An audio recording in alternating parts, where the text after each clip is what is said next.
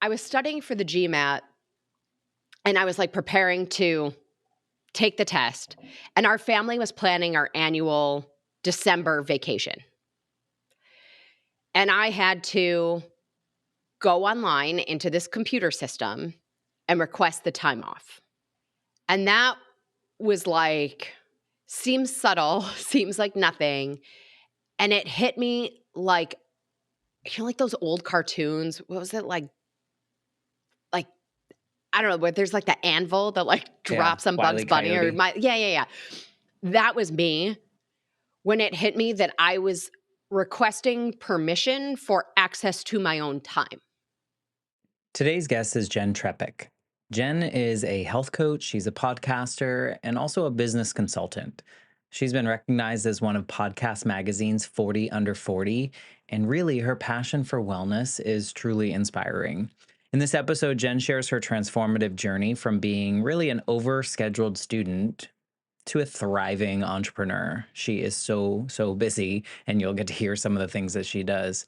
One of the key themes that we explore today is the emotional connection to food and how that plays into her entrepreneurial journey. It's a topic that most of us, many of us can relate to, as really society and our own personal experiences lead to this complex relationship with food.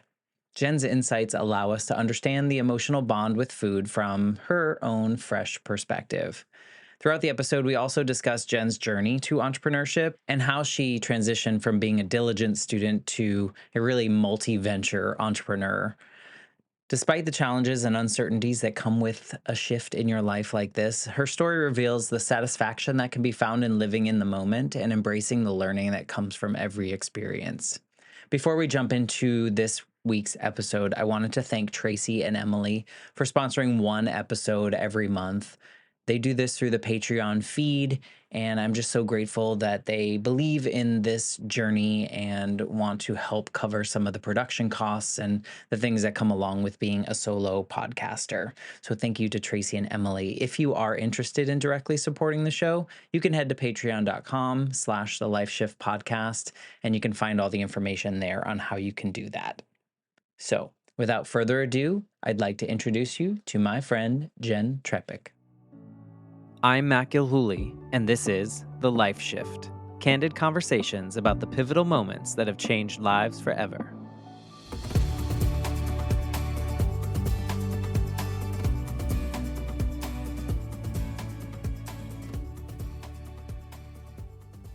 Hello, my friends. Welcome to the Life Shift podcast. I am here with a fellow podcaster, Jenn. Hello, Jenn. Hi, Matt. How are you?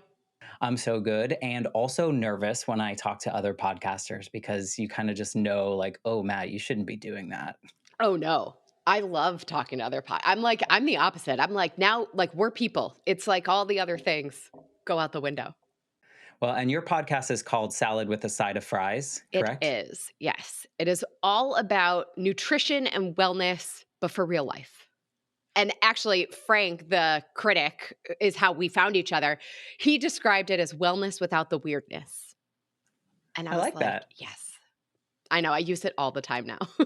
Yeah. Thank you to Frank. If you are listening, Frank, we appreciate you. Beyond. We're just out here doing our thing, and to have people see us and see what we're trying to do and put into the world is just, I'm so thankful for it and just so honored to be on a list, on anyone's Exactly. list. Agreed. It's awesome. And I love that your podcast is like for real life, because I think so many people, and I think it's related to like what I talk about on this show with other people, is like, I think we just like see, like we want like a plan, or we want to like, oh, so-and-so did this, let me follow exactly what they did, even if it's not sustainable, even if it's not something that feels right, or we move through the right space. So I love that you're like, All of that stuff. It's like, because even when people hear I'm a health coach, they think that I'm watching everything they're eating. They think that I care what they're eating. Guess what? I don't. Like, that's not what it is at all. It's like, do you care what you're eating? Because that's and I'm like, I call it for real life because it's not like, well, only eat things that are green and never drink alcohol. And, it's like, no. I live in the world where, you know, all the other things exist too. Well, and I think it's too, it's like, it's related in the same sense when I talk to people about trauma moments or grief moments. I often, the only advice I can give from my personal experience is like, allow yourself to feel however you feel. And that's like living in the real world. It's not, you're not supposed to be sad for this amount of time. You're not supposed to not be happy during that time. And, it's just like this grace that we have to give ourselves. And I think that comes with nutrition too. 1,000%, because also there's no way to live in this world, no matter where or how you grew up, where there isn't some emotional connection to food. And so, whether that's a function of trauma or a function of, being, somebody restricting or watching somebody else or, a million other things, like seeing what society accepts, like it is impossible to function in this world and not have some sort of tumultuous relationship at times, right? Really interesting. I don't know if you've heard this. I was interviewing somebody about trauma, and he gave a really amazing definition that I also feel was like such a weight lifted. And so I'm curious if this resonates. A lot of us think that like trauma is the event that happens. He says it's not at all the event that happens. Trauma is the unfelt emotions of anything. That's actually the trauma in the body. So it doesn't matter if something wild happened to you or you stubbed your toe. It's more about, how did you work through that? Did you feel the feelings? Did you learn to process emotion? Or did you like stuff it down and forget about it? And that's actually the trauma. No, it does resonate. And that's kind of why I tell people like, feel everything and it's okay. If you want to be mad, you could be mad. If you want to be sad, do it. Like you're a fully formed human. And you're right about the connection to food. And we will get into your story of how you got here. But having the early trauma, for anyone that hasn't listened before, when I was 8, my mom was killed in an accident and my life shift was then. It was essentially my parents were divorced, lived thousands of miles apart, and my life with my mom no longer existed. And I had to move God. to another state with my dad, new school, all this stuff at 8 years old. And that trauma of me performing because Yes. everyone around me wanted to see that I was going to be okay and I was happy. And I saw that and I thought, okay, I have to do all these things so everyone thinks that I'm happy so they don't also abandon me like my mom abandoned me in my Right. brain, right? A death is an abandonment.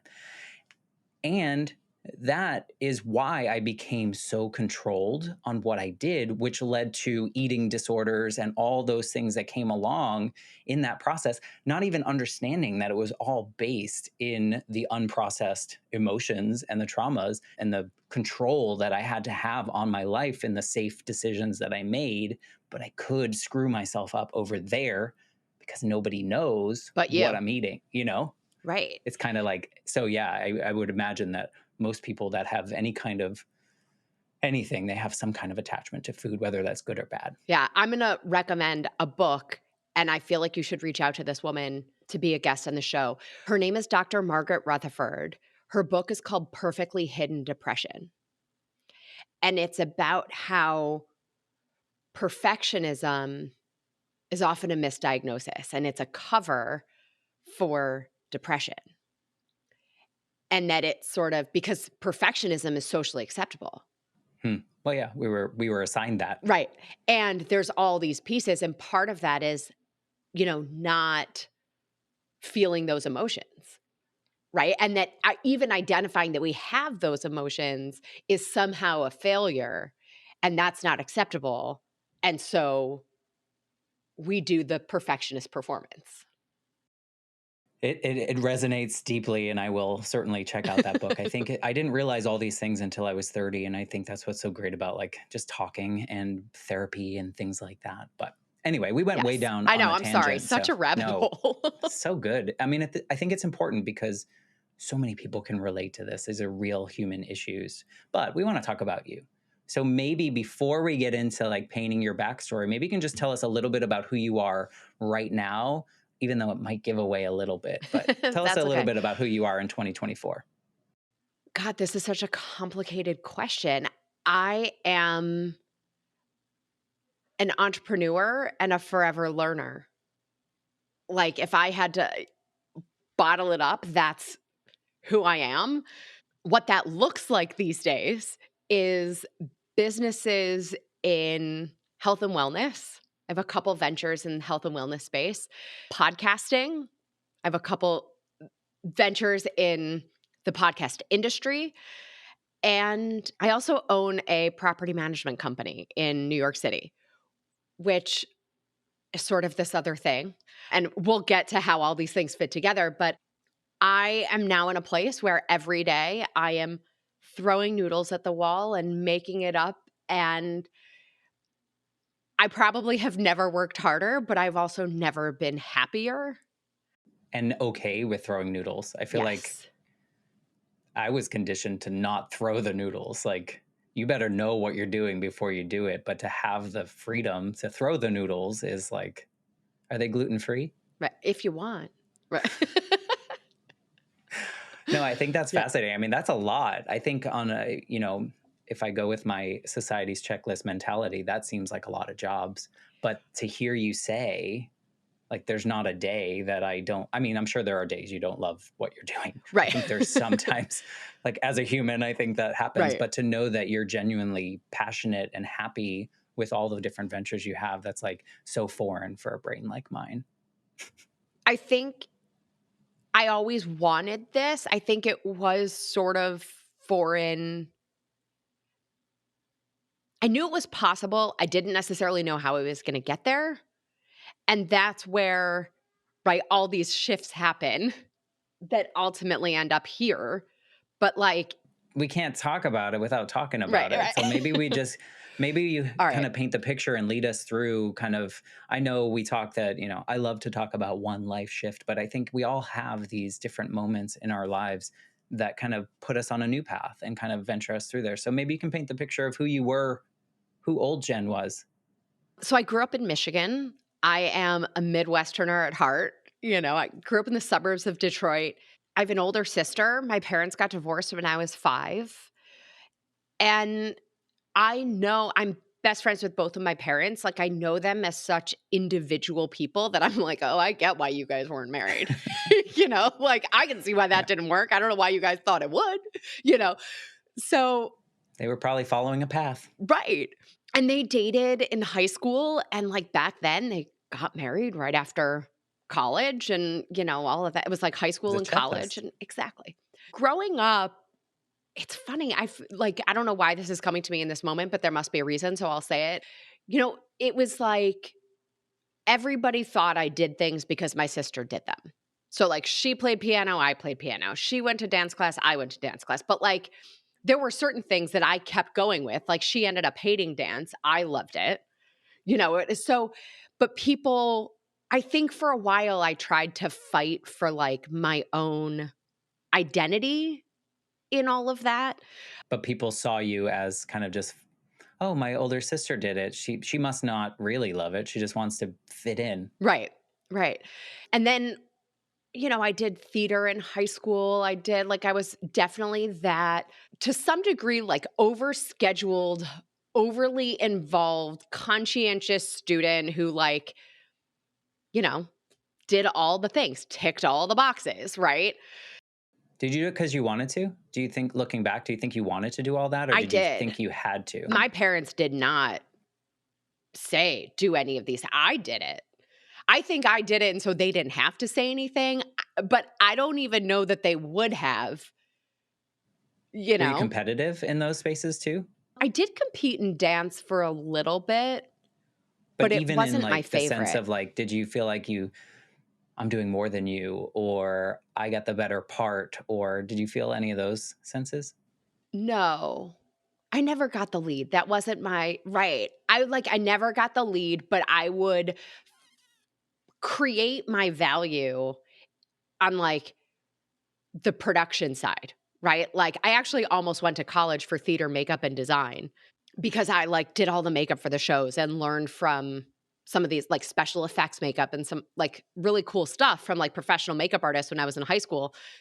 So it was like I found other ways to become like invaluable to the production because I was never the lead. But you were always learning too. It goes with what you say you are now. It's like, what else can I learn? What else can I do? Exactly. Yeah. So I graduate from high school. I go to the University of Michigan and I went to the business school at Michigan back then, the undergrad program. So I basically have my MBA, but an undergrad. So it's a BBA. It was it was like you did 2 years of sort of like normal, regular college and then 2 years of business school. And it was interesting. It was another place of like getting involved and finding this community and doing all the things. And then business schools like pride themselves on the rates, like the percentage of their students who have jobs upon graduation. So I joke that I was like the bastard child of the business school because I wanted to do like marketing, more the creative stuff. Like I wanted to do marketing, but like at an ad agency, not like brand management. Well, ad agencies don't recruit at business schools. Not only do they not really care what your degree was, they don't hire people a year in advance of when they're going to start working, which is what a lot of these bigger companies do. Career fairs and all that garbage. Exactly. Exactly. So I was the one who graduated without a job. Good for you, And though. thank you. I applaud that. Moved to New York. So I interned in New York City every summer that I was in college. With theater or? No, so it all sort of started because my mom had a job in New York my senior year of high school and freshman year of college. And so I would come to New York for the weekend. Like I went prom dress shopping in New York City, even though I lived in Michigan, right? So I sort of like got used to the city and I was like, well, obviously I'm never coming back and like staying in a hotel, because she had an apartment. So New York City was the only place I looked for jobs. I interned one summer at an ad agency that specialized in catalogs back when catalogs were no, I lied. That ad agency specialized in like direct mail. Oh, So I even worked on better. like Citibank, right? Like all of the stuff that they mail you. Yeah, I Worked on love that. those. Yeah. Mm-hmm. Thank you. You're welcome. Yeah. Clogged the mailbox. And then the second summer, I interned at L'Oreal on the brand management side. Like, again, it was like the textbook checking the box, the things you were supposed to do.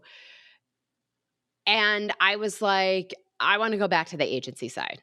Like, it's more fun, it's more creative, but they don't really care that I went to business school. So I graduated without a job. I moved to New York. And that's when I got hired at this ad agency that specialized in catalogs. I literally had a job within a week of moving to New York, and I started like a week after that. I mean, that's impressive. Yeah. And what year was that? That was 2005. So, I mean, Yeah. It's impressive though. Yeah. In a big city to get that. But you were checking the boxes. You got Exactly. your big girl job. Right. Making nothing, but it was the job, right? It was like, I am employed. Well, the next checklist is a promotion. Right. Exactly. So I start going to this job every day and I am bored, like bored to tears. So is it because you didn't have enough to do or because it was just I didn't have boring? enough to do. I was overqualified for the job, but it was the job, right? And it was entry level and this is what you're supposed to do. Like I wasn't the receptionist, but I was like the low man on the team. Mm-hmm. And, it was just whatever. There's no fulfillment. Yeah. So then I started I was like, maybe I'll study for the GMAT. So that's the test yeah, exactly. So that's the test to get your MBA. And I remember saying they say you score better on it if you take it sooner after graduating from undergrad because you're sort of in that test taking mindset. Meanwhile, I was a terrible test taker. Like, I don't know why I thought that was going to matter, but whatever. And then I had heard about this course. So I'm taking a course and I ended up like bringing my stuff to study for the GMAT to work because I was sitting there all day with like not enough to do. So two things happened. One was I was studying for the GMAT and I was like preparing to take the test, and our family was planning our annual December vacation. And I had to go online into this computer system and request the time off. And that was like, seems subtle, seems like nothing. And it hit me like, like those old cartoons. What was it like, I don't know, where there's like the anvil that like Yeah. drops on Wile Bugs E. Bunny or Coyote. yeah. That was me when it hit me that I was requesting permission for access to my own time. And you might have had that declined at the Right. same time. Yeah. Like it was not like, hey, I'm going on vacation, but hey, am I allowed to spend time with my family? Right. Yeah. Right. But and it was that moment in which you were just like that it actually like was that the first because it probably wasn't the first time you requested time off, but it happened to be along Yeah. with I that mean, I think vacation. it was the first time that it like our family travel wasn't aligned with like a school vacation. Right. And so it was like the first time where they were maybe going to say no. And then my life is different because I don't get to spend time with my family, which is my tradition. And it's like, well, what am I doing? Like, and why do they have this control over my life? Like, it was just like, okay, I get that I'm not going to change the dynamics of corporate environments. So what I know is that I can't work for somebody else for the rest of my life. So it planted that seed of like, I can do this for right now, Right. but I got to get out. Right. But I feel like those kind of moments also are like, not fully, but they feel toxic in a way Yes. to me because it kind of pollutes the water, and then it's like really hard to just show up the next day and the next day. It's interesting because as I figured out other things, it got easier to show up because those things had less meaning to me.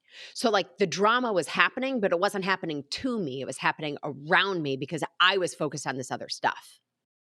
So you would just show up, do your boring work. It was like, it was a means to an end.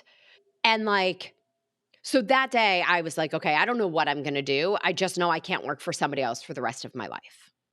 Right. And then I went for the GMAT exam. And while I'm waiting for the results for the score, I was like, what am I doing? If I'm going to work for myself, why am I going to waste the money and the time going back for this degree that's essentially the same education that I just got from a different institution? Another piece of paper to frame. Right. And then I was like, but I'm not going to pay me more for doing that versus not. So I was like, I'm not going to do that. I'm going to start looking for things to do in my spare time. And originally, my intention was just to take that money and invest it and then retire early and live off this like interest income and, great. But then everything I thought of to do sounded miserable. What were some of the things? Like when I was at Michigan, I was a writing tutor. So I was like, okay, I'll go to NYU and I'll tutor kids.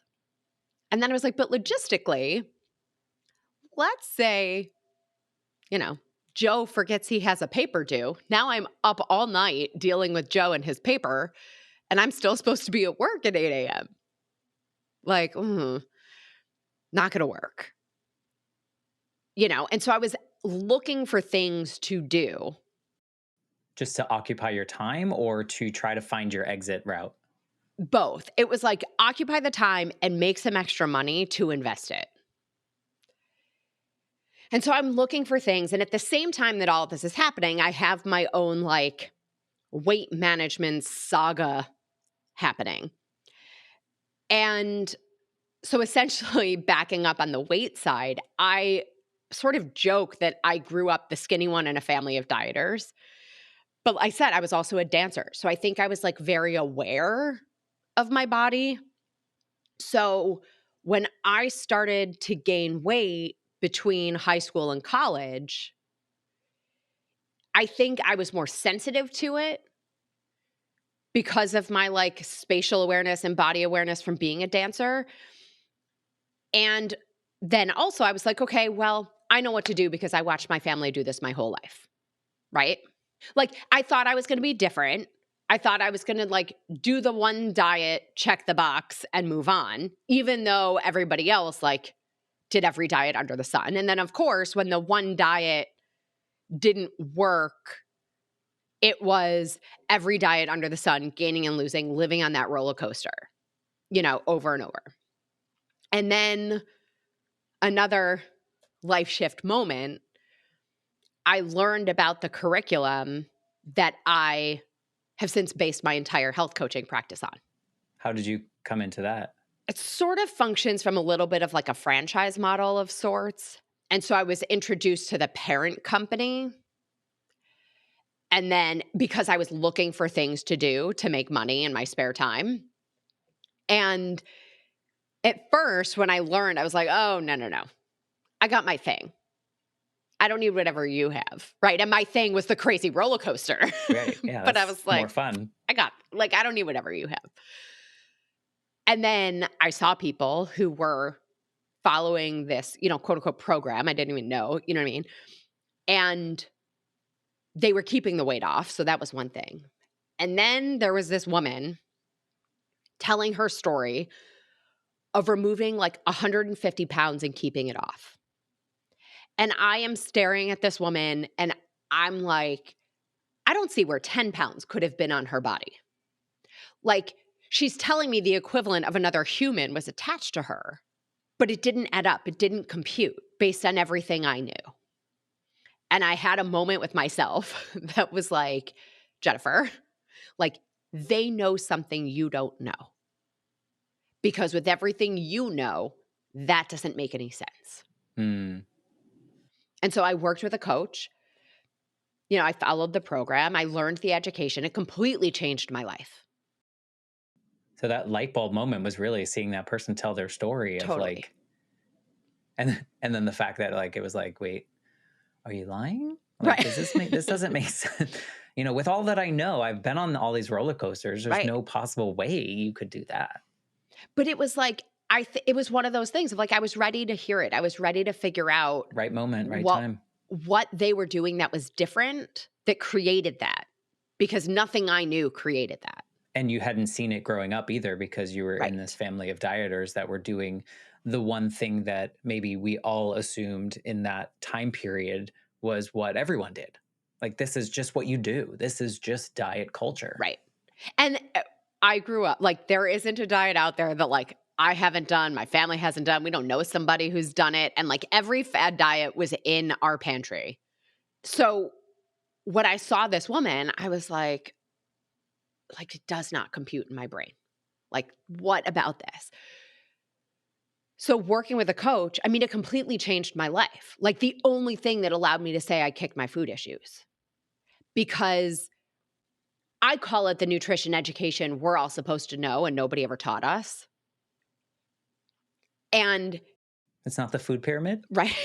Wait, what? Yeah. So, it's not spoiler, the chocolate milk that we get. We could go down a whole rabbit hole on those things.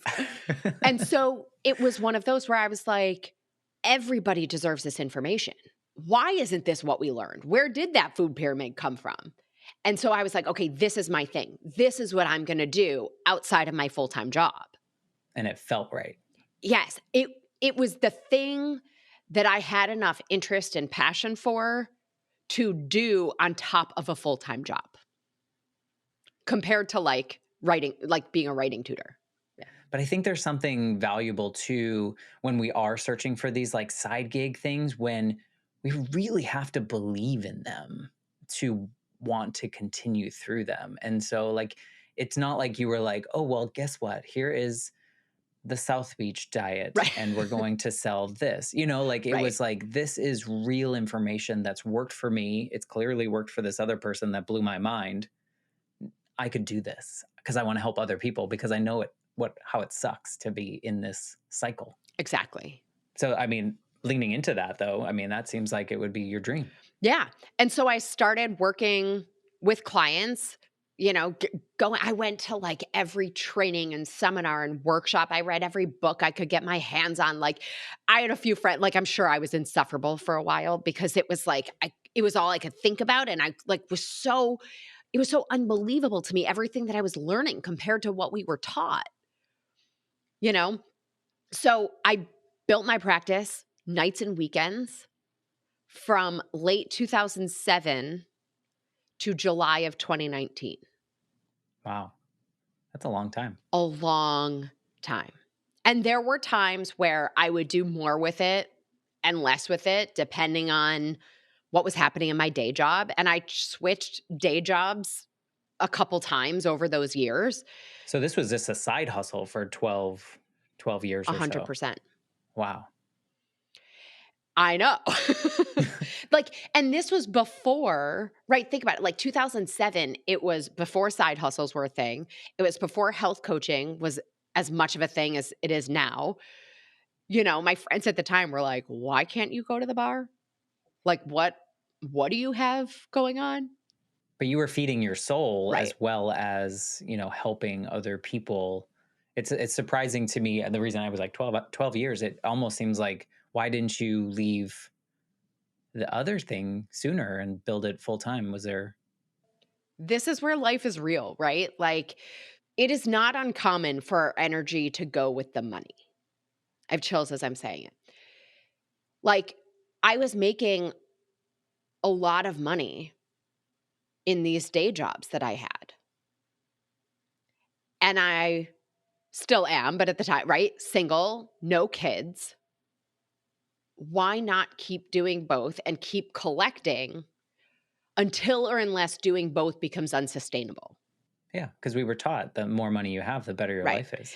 And it was a piece of like, this was part of my bigger vision of having this money to then be able to live off the interest. And so it wasn't the money coming from the side hustle that I thought, right? It was like the money from the day job ended up being the thing that fed that investment account, and the side hustle fed my soul rather than what I thought it was going to be in the beginning of the side hustle feeding the investment account. So your passion was fulfilled by the side hustle, but also, like, I mean, that means you're working what, 60, 70 hours a week? I mean, what does that look like? Well, it depends. Like, there were times when I was doing, that many hours. And then there were times where like I was just plain exhausted. And like, had I put more energy into my health coaching practice, could I have left sooner? Yeah, probably. Are there times where I would beat myself up about it? Yeah, 100%. And there were times where I contemplated quitting, but I was contemplating quitting my side hustle, right? And every time that happened, I would end up thinking through like the same pattern, which was, okay, fine, quit the side hustle. Then what? Well, then I'm intentionally choosing this job and working in these kinds of environments for the rest of my life. And that is absolutely not a choice I'm making. So then I'm going to need something else. And what's that something else going to be if it's not this thing that I've already been doing? And like, there were times where like I would go through that thought process 20 times a day, like, Yeah. but that's part of why it was 12 years. But it's also like the battle that, like, I mean, I think we were all conditioned that you should be working 40 hours a week for someone else forever. And then you have enough money in your investment account to live off of, and that's your retirement. And maybe it's early, maybe it's not, but you're supposed to work for the man. You're not supposed to find this passion, and that passion's supposed to be sustainable. I mean, and both of my parents worked for themselves. So I saw that, but they also both, like, they were both accountants by training. And so they had built a business or a practice that then allowed them to go out on their own. Well, kind of like you did with the side hustle, is in a sense like you got the training and now you can be a coach to anyone out there and you can do that your own. What was the breaking point? Well, there were there's always a couple things, right? Of One course. was I had left this ad agency that worked that specialized in catalogs. I went in-house with a client. I left there and went to a hedge fund. I had then left there thinking I was going to focus more on my own stuff and ended up then shortly after that going to another hedge fund. And I got to this place and I was like, I don't belong here. Like, I am not the profile of their typical hire. And so it's actually kind of weird that I'm here at all. And they were also an environment where the leadership thrived on turnover. And because it was an environment that thrived on turnover, they had a reputation for taking care of people when they let them go because they knew that it wasn't for cause. That's interesting. Right?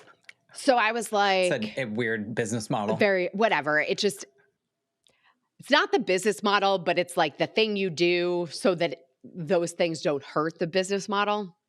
And so I was like, my plan is now to sit at this place till they pay me to leave. So that's what I did. That's really satisfying. But it was like, again, I had my own stuff. And so I would spend more time doing my stuff and, like figured out the balance. And I didn't necessarily go above and beyond to be, the greatest employee they'd ever had. I still did a good job. I did my work, but I had other objectives. Yeah. Your goal wasn't to get promoted. Right. So I knew I was going to be leaving July, like June 30th was my last day of 2019. And I had gotten into listening to podcasts. And so I was like, I could do this. I didn't know what it was going to be about, but I kind of wanted to do this podcast thing. And so I had set myself up so that I wasn't in a financial position to feel like I had to get the next full-time job. And I had just said, I'm just going to see what happens. Like, never in the 12 years of having my business had I ever only focused on it. And so I was like, I think I'm just going to do that for a couple months and let's see what happens. And then I left there. The headhunter who I'd worked with for a few years called me and he's like, I got this. And I was like, no, thanks. Like, not ready yet, and all of these kinds of things, and then it was like every time the headhunter called me, I was like, not ready yet. No, thanks. And I just kept focusing on my health coaching practice and this podcast. Did you see it growing? Yeah. Was it like... It was growing. Because you have the time now to put more energy into it. Was it as fulfilling the more time you put into it, or did you find it felt like job-like? It's a great question. It was a little bit of both. Like, because I had the podcast also, it was like I was learning a new medium. I was communicating these themes and stories and this information in a different way that kept it really interesting and new. And I knew also that, like, just because all of a sudden I had full-time hours didn't inherently turn my practice into full-time income. And so I sort of knew that was how it was going to be, So I spent a ton of time networking and I did all these other things to then, grow it and establish it. Well, the reason I ask is sometimes like those passion side projects, once you like put a responsibility on them to pay your bills now solely, it becomes like, do I love this as much as I used to? It's not quite as fun now because I feel this pressure that I have to do X, Y, and Z. That also could just be my mind coming up with that idea. It didn't feel like that. But again, it was like, because anything I was working on it by choice. And that was such a shift. Do the wins feel better? Yes. When you are doing that? A Like it's better than a thousand promotion percent. because you're getting another client, because you're passionate about it, because you've put in the work. You've created it and you get to keep every bit of that upside, you know? And like you said, you created that. Like something, and I don't know if it's going to pan out, but something showed up yesterday that literally everything I have been doing for the last year and a half made it such that I'm 1,000% and ready, willing, able, and capable of this project. But like, I had no idea this is where it was going to lead, or all these little things that I was doing for the last year and a half would end up leading to this. So it's really like, I mean, your story is really finding that bliss kind of like topic, if you will, and then just chasing it and chasing your curiosities to like build all these offshoots that you've kind of created for yourself, not because you had to, because Right. they kind of manifest in themselves because of, Right. I mean, I guess it's passion, right? I mean, obviously you have work ethic, Right. Right. but But it's also saying yes and right. saying no. Curiosity. Right. Okay. But like, Is it hard to say no in this space for you? yes, it is so hard. I think that's a me thing. I I don't know, maybe no is hard for a lot of people, but I'm learning to say no. I'm learning also to like be more comfortable ending things.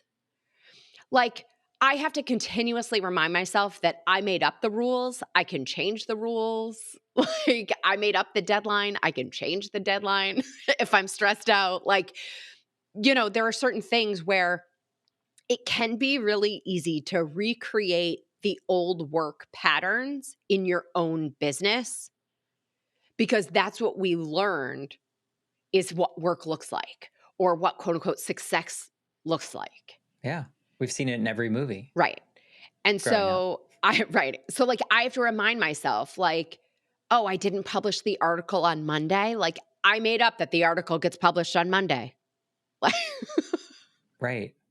Yeah. But I would imagine that's hard though, because I think I mean, we grow up with school and school has deadlines and certain things are due. And if you don't do them, then you're punished. And like, I think we naturally absorb these things. And that's why entrepreneurship for me seems such a foreign idea because who sets the rules? You do. And then what happens if you don't follow the rules? And then does it become a slippery slope? And so like well, and people there are like you, certain things where it's a client consequence versus publishing content, right? So there's sort of different levels of those things. but you have to hold yourself accountable Yeah. and you have to, and I think there's a responsibility there, but it all kind of really stems down for me. Hearing your story is really like you found your thing. Right. Like if you were like bedazzling denim shirts, you probably wouldn't have done that. I don't know why I came up with that, but you wouldn't be, maybe you wouldn't be doing that because it didn't feed your soul in the way that was not even a pun, but it didn't feed your soul in the way that nutrition and helping people find the space that you found that's changed your life. Because that's really what it is. You're using your story with the education to help people better themselves. And if you do it right, do you coach yourself out of a job? Yes, I do. I work with clients for 12 weeks, and every business coach I have had tells me that I'm doing it wrong. Because you don't have repeat. Like I also work with products and supplements and things like that. So I have ways of ongoing revenue with a relationship, but they're like, why aren't people working with you forever? And I was like, because by definition, if they need me to know what they're eating next week, I have not done my job. Like that's not helpful. Like, That's going so, back to the cycles. right. So there is some of also that navigating and figuring things out that is always happening. But I think like the biggest learning since being fully on my own is that everybody is making it up. Everybody is making it up. Even like the person, like the CEO and all the higher ups at whatever your job is, like Spoiler alert, they're also making it up. They have maybe more experience or different experience that allows the things that they make up to be different than the things that you might make up in this moment. But everybody's making it up all the time and throwing noodles at the wall. No, it's true. I mean, we're making it up right now. Right. We're just letting the conversation go where it goes. And I think that's an important takeaway. I think we feel that we have to be perfect in That we have to everything have it we figured do. out, that we have to Right. know where it's going to end up. But we are in a very performative society, even still, even if we're like okay with, you know, not being perfect, we're still in this space where we seek out approval, or we seek out, social media is very, it's like driven and engagement driven. And so it's hard to navigate that space. Well, I think it's also where we're looking for that from. Mm, yeah. Like, there is tremendous value. Like, when I'm coaching other people or we're talking about their career path or whatever it is, like, I say to everybody, learn on their dime. Find the big companies that are going to pay you to figure it out, Yeah. right? Make mistakes on their money. Exactly. And then take everything you've learned and build something for yourself.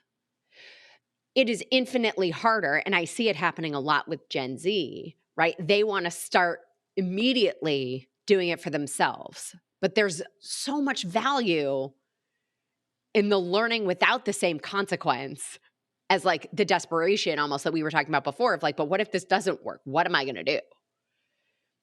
So like learn on their dime, take everything you learn, parlay that into something for yourself. And like the more also that like we can recognize that even the people who look like on social media, they have it all figured out, they don't. And they're probably trying to sell you the idea that they do. Like, Yeah. I think what's nice too about like learning on someone else's dime is I think you have also the time and space and security to find that yes, other thing, to find like yes, you did your thing, but you also had your own personal journey that brought you to see that woman up on the stage saying that she just halved herself, like right. she just In a great disappeared half way, of in a her great body way. and kept it there in a good way. And it's sparked an interest in you. It sparked, but had you not had that other job where you were doing your thing, you wouldn't have that security, and maybe you would have felt forced to go down a particular route, whereas this one Right. allowed you, I guess, a little bit more freedom to succeed or not, find your own success in that space. And once I had this other thing happening, like the job at the hedge fund, I never would have taken if I didn't have my own thing because I wasn't even interested in that work. It was literally a paycheck that was a lot less travel than the paycheck I had before.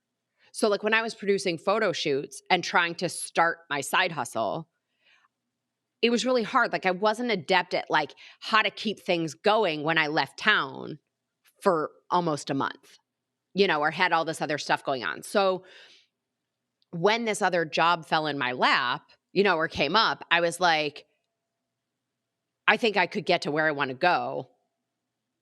I could do the 9 to 5, I could push the papers, I Right. could do what I need to do, not overachieve, not Right. underachieve, just And make more money at that thing while I and be do this. stationary. Yeah.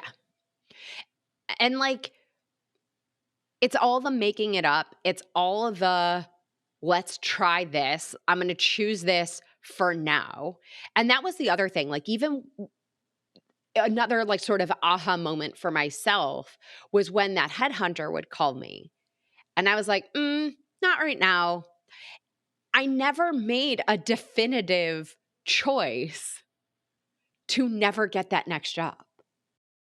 I feel like it's almost like a validation in your response to that headhunter, in my opinion. Yeah. Like the way that it's almost like I have the freedom to say not right now because things are happening in the way that maybe they feel right. And it's almost like, sure, you're not making this definitive decision, but you're also like validating what you're doing is working because not right now. Like, I don't need this. I don't need you, but don't stop coming to me just in case. And it was like, I just don't want that right now. And it was one of my mentors used to call it the dignity of choice. A lot of people don't have that. I Yeah. don't know if most, I but I don't know. think a lot of people don't have, or it's not that they don't have it, they don't feel the confidence to make that choice because they've been conditioned, or we've been conditioned as society that certain things have to play out in a certain way. Right. Or that we have to know what the next 17 steps are going to be. And it's like, what if nothing is permanent? It's not a decision, it's just a choice. And I can make another choice a minute later and a minute after, right? Like, I'll just It's choose not again. forever. Yeah, Yeah. nothing is permanent. It's not life or death. You're not choosing. It's not a binary. It's really just like a choice at that point in time. Do you ever think about if you hadn't been in that room and listened to that woman tell her story, if your journey would be like it is right now? It's a great question. I've never thought about it. And thinking about it right now, part of me says somehow I probably would have still ended up here because everything is now so aligned that, like, I probably would have gotten here just some other way, but I've no way of knowing, you know? But, like, I don't know. Who knows It's where it always would be? interesting to me. I mean, if you've ever seen that Gwyneth Paltrow movie, Sliding Yeah, Doors, in which totally. she like missed the train and then got on the train, and you see how different life is. But then by the end, there was like similarities and things that played out, and Well, and that's why too, like, so another thing that I've worked on since leaving my full-time job is I've become a meditator. mm, I don't get that. Okay, so I was the person who was like, "I'm sorry, what?" Like, You're me. no. I'm you. I'm Yeah, your old version. like, I was like, I'm sorry, like, stop thinking about something? Like, no, I need you to distract me to the point where I can then not think, like, but think about nothing? Like, how? That's not a thing. But in that, learning to be silent and learning to just notice. First of all, I learned that that's not at all what meditation actually is. So there's that. But one of the things that I've also learned in sort of the laws of the universe is that if something's meant for you, even if you say no right now, it's going to show up again.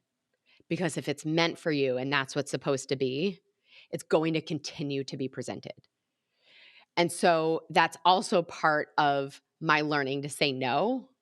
It's like not right now. Right.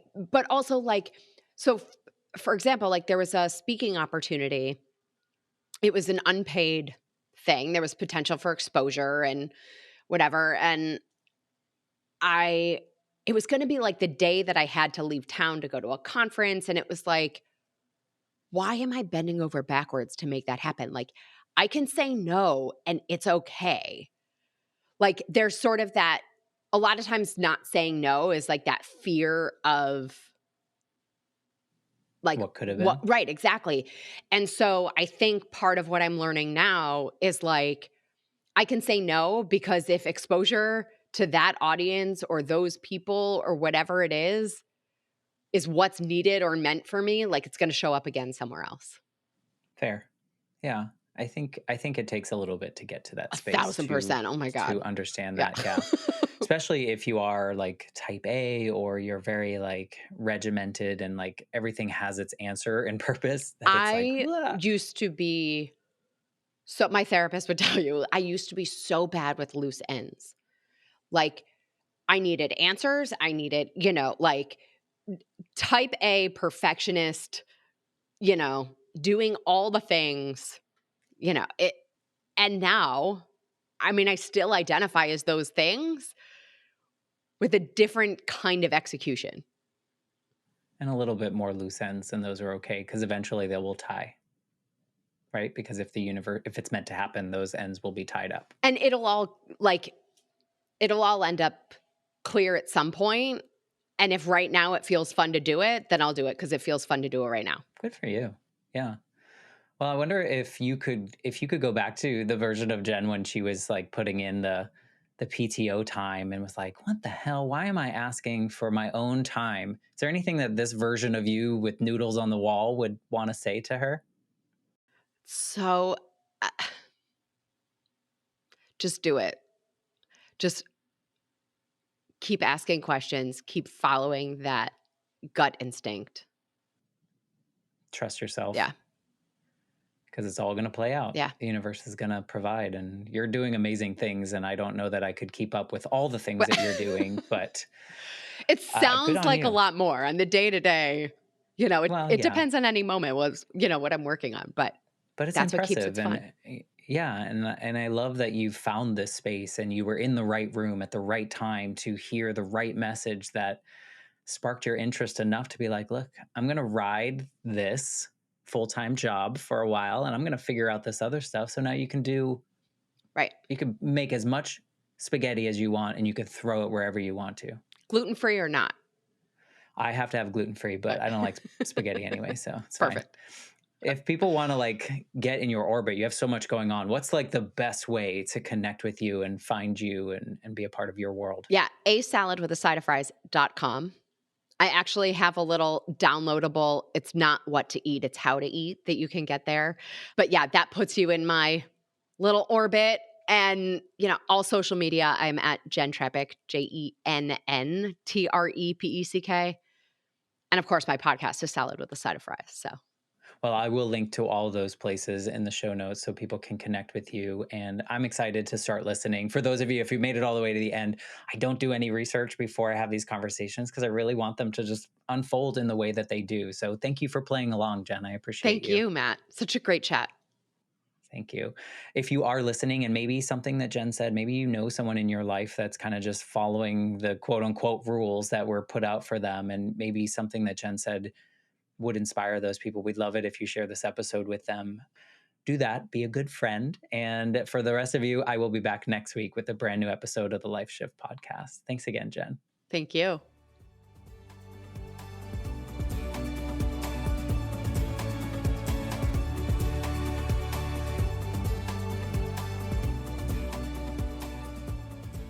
For more information, please visit www.thelifeshiftpodcast.com.